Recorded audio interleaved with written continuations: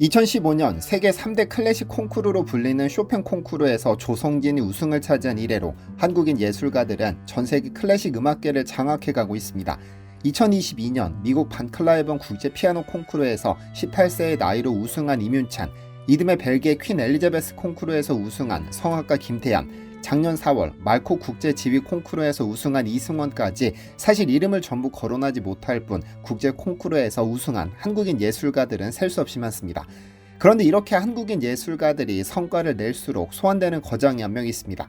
세계적인 바이올리니스트 핑커스 주커만인데요. 몇 년 전 그는 줄리아드 음악원 초청으로 2명의 학생을 대상으로 온라인 공개 레슨을 진행하면서 이렇게 말했습니다. 거의 완벽한 연주였습니다. 이건 칭찬입니다. 하지만 어떻게 연주할지보다는 어떻게 표현할지를 생각해봐야 합니다. 라며 노하우를 전수했는데 직후 문제의 망언이 쏟아집니다. 가끔 어떻게 연주해야 할지 모르겠다면 노래를 불러보세요. 한국에서는 노래를 부르지 않는 것으로 알고 있지만요. 라며 한국인들은 마치 예술가적 DNA가 없는 것처럼 공개적으로 비하했습니다. 그의 이러한 발언에 해외 언론들은 절대로 건드려서는 안 될 인종이라는 영린을 건드렸다며 비난을 쏟아부었고 결국 줄리아드 음악원과 주커만이 잇따라 사과하면서 사그라들었습니다. 하지만 그가 말하는 그 DNA가 정확히 어떤 것인지는 알 수 없으나 그의 발언으로 한국인들은 졸지에 예술가적 기질은 1도 없는 민족이 되어버렸죠. 그런데 주커만과는 그 명성에서 비교도 할 수 없는, 아니 전 세계 모든 예술가들이 함께하길 꿈꿨던 지독한 독재자 한 명이 미치도록 욕심낸 한국인 예술가가 있습니다. 안녕하세요, 디스멘털입니다. 오케스트라를 지휘하는 데에는 여러 자질이 필수적입니다. 독창적 해석과 재구성을 위한 예술적 감각, 다양한 단원을 통솔하는 리더십, 그리고 무대에서 청중을 압도하는 카리스마 등 다양한 요소가 뒷받침되어야 하죠. 그러나 그 중에서도 유능한 연주자를 발굴하려는 통찰력과 그러한 인재를 영입하기 위해 적극적으로 또 집요하게 노력하는 자세는 특히 중요하다고 생각됩니다. 스스로는 악기를 연주하지 않기에 자신의 예술적 지향을 완벽히 이해하고 재현할 수 있는 연주자들과 함께해야 비로소 오케스트라가 하나의 완성된 음악을 만들어낼 수 있으니까요. 특히 세계적인 거장들은 결국 좋은 연주자를 찾는 것이 오케스트라 조각의 처음과 끝이라고 이야기할 만큼 인재 영입에 심혈을 기울였습니다. 이 분야에서 가장 유명한 인물은 냉혈한, 지독한 독재자로 불리던 헤르베르트 폰 카라얀입니다. 무려 35년 동안 베를린 필하모닉을 지배했던 지휘자로 그는 덕망 있는 리더라기보다는 독재자에 가까운 절대 권력자였습니다. 그래서 연주자들은 그의 이름조차도 제대로 부르지 못할 만큼 강력한 카리스마를 가졌었죠. 아마 어색한 분들도 계실 텐데 우리가 흔히 생각하는 지휘자의 이미지, 즉 풍성한 백금발에 눈을 지그시 감은 채 지휘봉을 든 모습의 주인공이 바로 카라얀입니다. 20세기 클래식 음악계의 전설이자 수많은 논란을 일으킨 인물이자 찬사와 비판을 동시에 받은 독보적 존재였습니다. 카라얀은 찬사와 비판이 극단적으로 갈리는 지휘자입니다. 20세기 내내 가장 활발한 연주, 녹음, 녹화 활동을 펼쳐 클래식 대중화에 기여했다는 호의적 평가가 있는 반면 음악 해석이 지나치게 획일적, 상업적이며 매스미디어 자본과 결탁해 현장 음악의 가치를 훼손했다는 강도 높은 비판도 존재합니다. 그럼에도 한 가지 분명한 사실은 그의 거만하고 권위적인 태도를 좋아하는 사람은 적다는 점입니다. 실제로 카라얀은 오토 게르데스를 오케스트라에서 축출했는데 이유는 단원들 앞에서 자신을 친구로 불렀기 때문입니다. 그만큼 자신의 권위를 중시한 인물이었죠.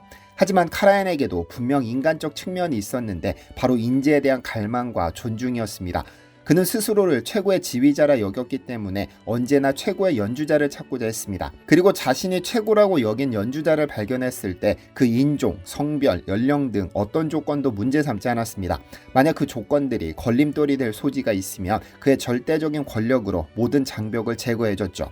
그가 발탁하고 육성한 음악가들 중 상당수가 훗날 자신의 못지않은 전설로 성장했기 때문에 비판 여론이 거센 그에 대해 인재 등용면에서는 그 공이 막대하다는 평이 나오는 겁니다. 그런데 그가 발굴한 역사상 최고의 예술가가 있습니다. 클래식계의 변방 중 변방에서 온 한국인 조수미였죠. 영상을 하나만 볼까요?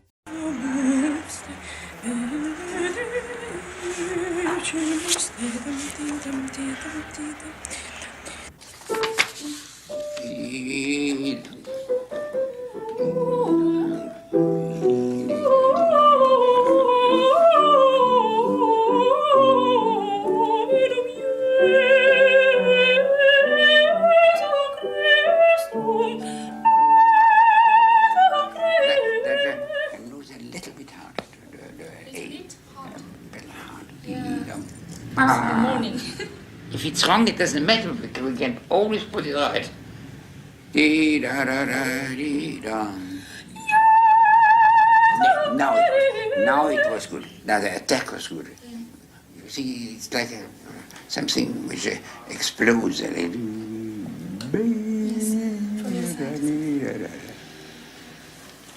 You're very intelligent. No, really, you have a sense for it. It only has today. Once more.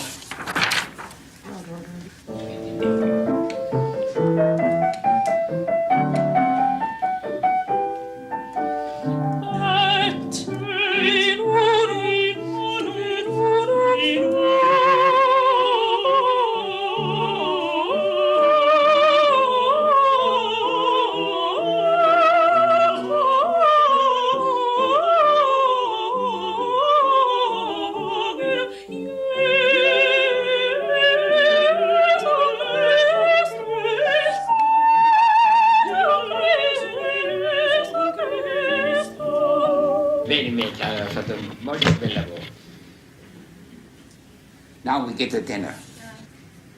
See what you get now, you begin to get now the even flow of the music, and that's the most important thing here. Yes. Because it moves, At the moment you don't even feel it moves. Good morning. So, maybe, what do you do at Easter next year? Easter. Easter. Nothing too special. To go to Seoul? I will do the Queen of the Night, maybe. Or Rigoletto, I don't You know. sing what? Queen of the Night. You sing the Queen of the Night? Yes. It's not true. No, that is not true. I don't like. It's too difficult. Really? I prefer Costanza. Yes, sang it. Oh, you do it. I will do. I can do. Yes. I have to do disco with the Philips. Who's conducting? What? Who's conducting? I don't know. I don't know nothing.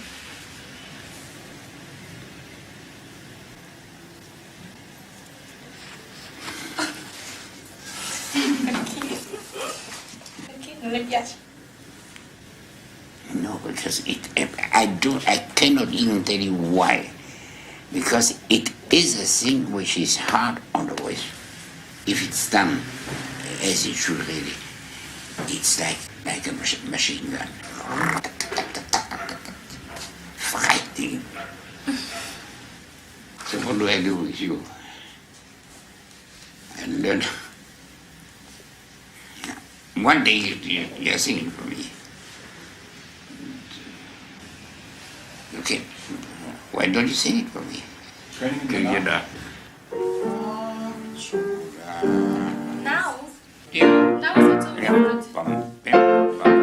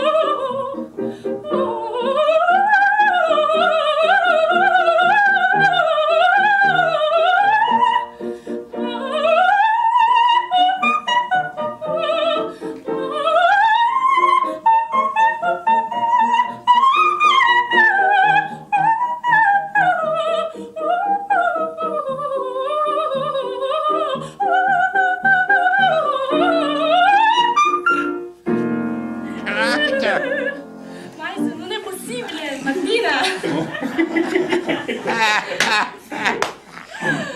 Non mi ricordo le parole. Ti dirò tutto. I still can't believe it. In the eight in the evening I can sing. Yeah, no. You know, I always hear what I want to hear.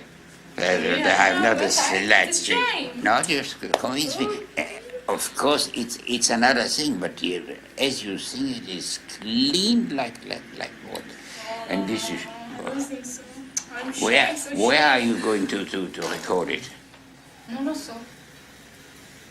Non lo so niente, perché si occupa tutto il mio viaggio. But you know what you are undergoing. Yeah.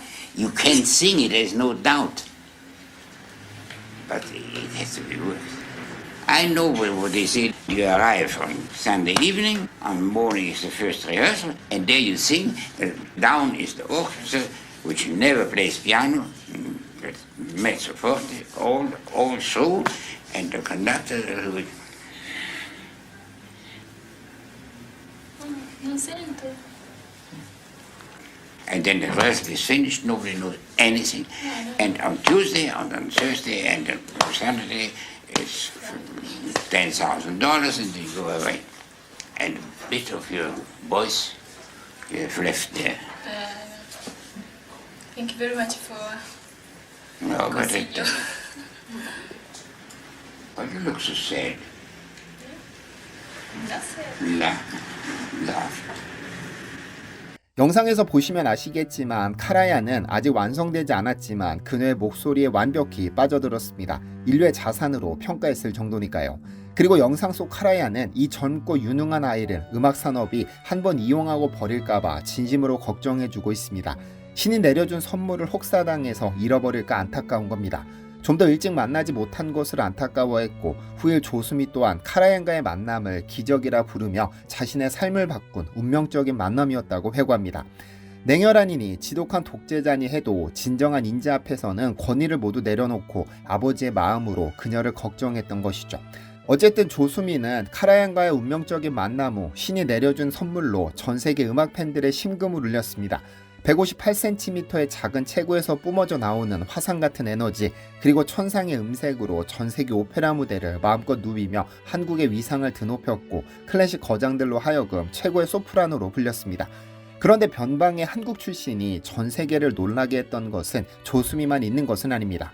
한때 대한민국은 피겨스케이팅의 불모지였습니다. 동계올림픽 피겨 종목에서 메달은 고사하고 세계대회 무대에서 한국의 이름은 찾아보기조차 어려웠죠. 2004년 김연아라는 어린 선수가 처음 모습을 드러냈을 때만 해도 그녀가 훗날 피겨 역사를 새로 쓸 것이라 기대한 이는 단 한 명도 없었습니다. 워낙에 불모지였기 때문에 전용 링크도 없이 열악한 환경에서 다른 종목 선수들과 섞여 연습해야 했지만 김연아는 완벽을 향한 탁월한 노력과 타고난 재능을 바탕으로 불과 몇 년 만에 세계 피겨의 판도를 완전히 바꿔버렸습니다.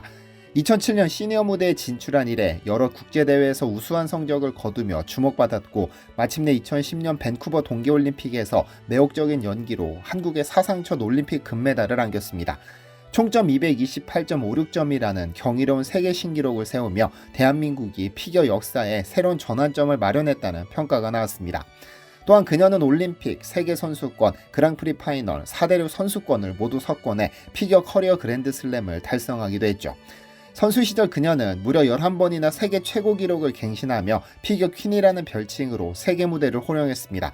예술적 표현력과 고난도 기술을 완벽하게 조화시킨 그녀의 연기는 전 세계 피겨 팬들의 찬사를 받았죠.